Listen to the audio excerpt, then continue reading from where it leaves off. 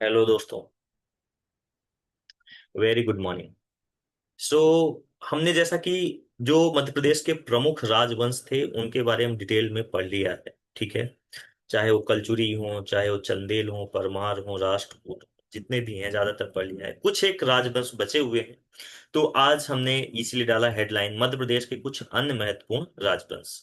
तो चलिए, एमपीपीएससी 2026 के इस सीरीज में, ठीक है, एक ये राजवंश है गुहिल वंश। गुहिल वंश ये कोई बड़ा इसके बारे में जानकारी नहीं मिलती। गुहिल वंश के बारे में एक मंदसौर, जीरण मंदसौर से एक अभिलेख मिला, और उस अभिलेख में गुहिल वंश के बारे में कुछ जानकारियां मिलती हैं।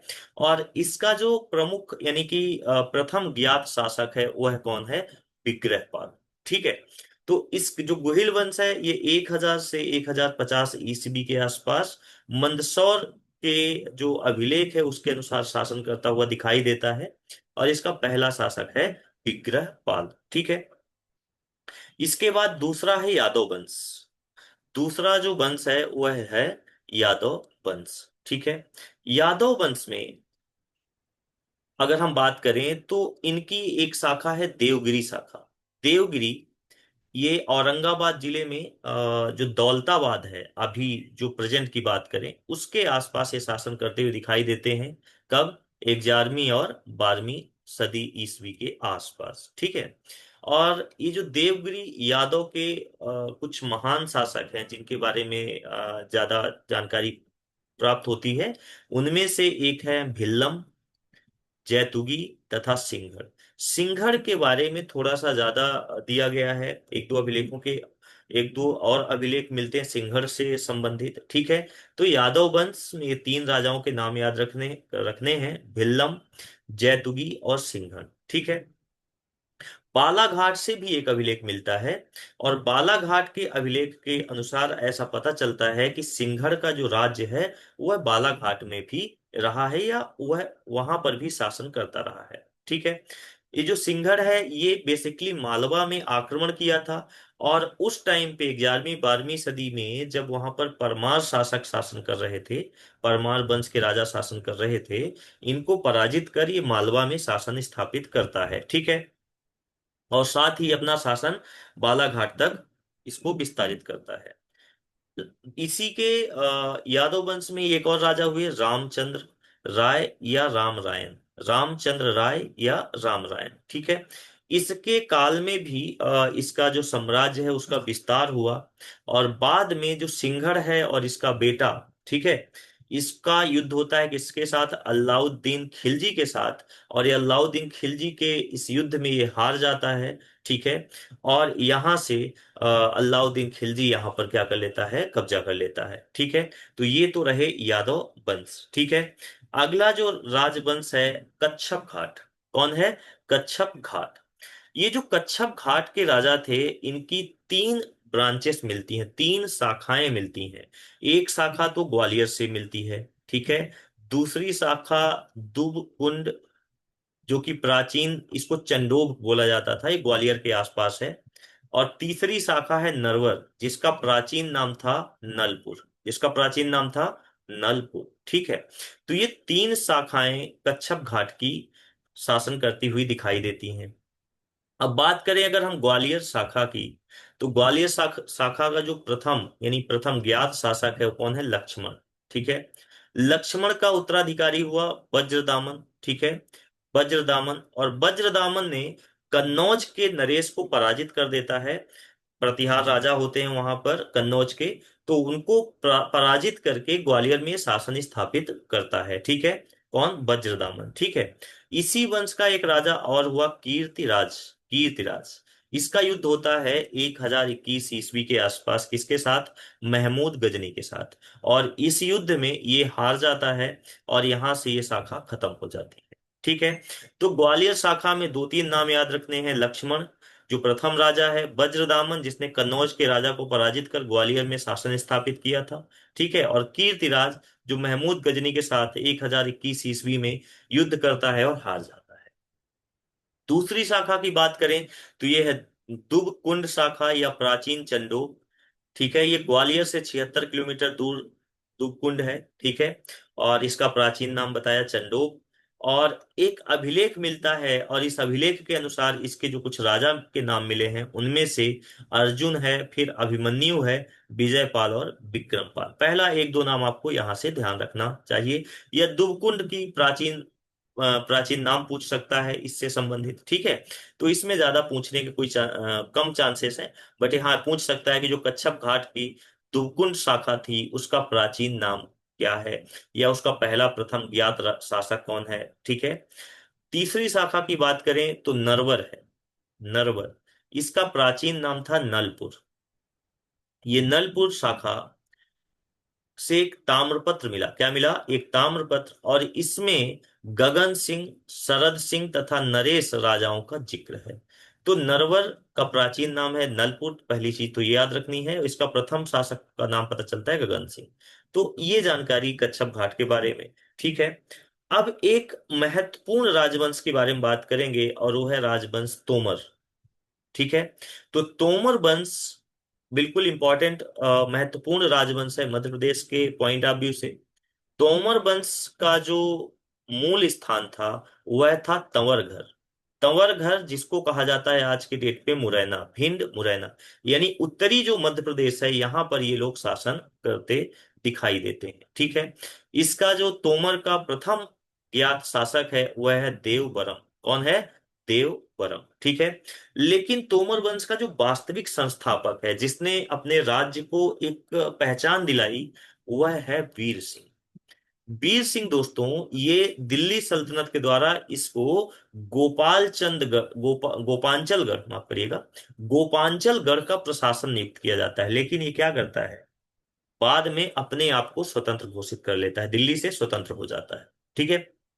और इस तरह से ये कहा जाता है कि वास्तविक संस्थापक था किसका? तोमर वंश का। हालांकि प्रारंभिक राजा का नाम पता चलता है देवबरम, लेकिन जो वास्तविक संस्थापक है, अगर पूछे वास्तविक संस्थापक कौन था तोमर वंश का, तो वह था वीर सिंह, ठीक है। वीर सिंह के नाम पर एक लोकनायक रचना भी लिखी गई है, ठीक है। तो लोकनायक रचना, वीर सिंह लोकनायक रचना, ठीक है। एक महत्वपूर्ण जानकारी है, अनंगपाल तोमर, इसी वंश का एक राजा अनंगपाल तोमर, इसने 8वीं सदी में, 8वीं सदी ईसा में, इसने धिल्लिका, ढिल्लिका, जिसे दिल्ली भी कहा गया है, आज हम दिल्ली के नाम से जानते हैं, इसका पहले नाम हुआ करता था ढिल्लिका। इस नगर को बसाने का श्रेय किसको जाता है? अनंगपाल को। और ये कब बसाया था? 8वीं सदी में, ठीक है।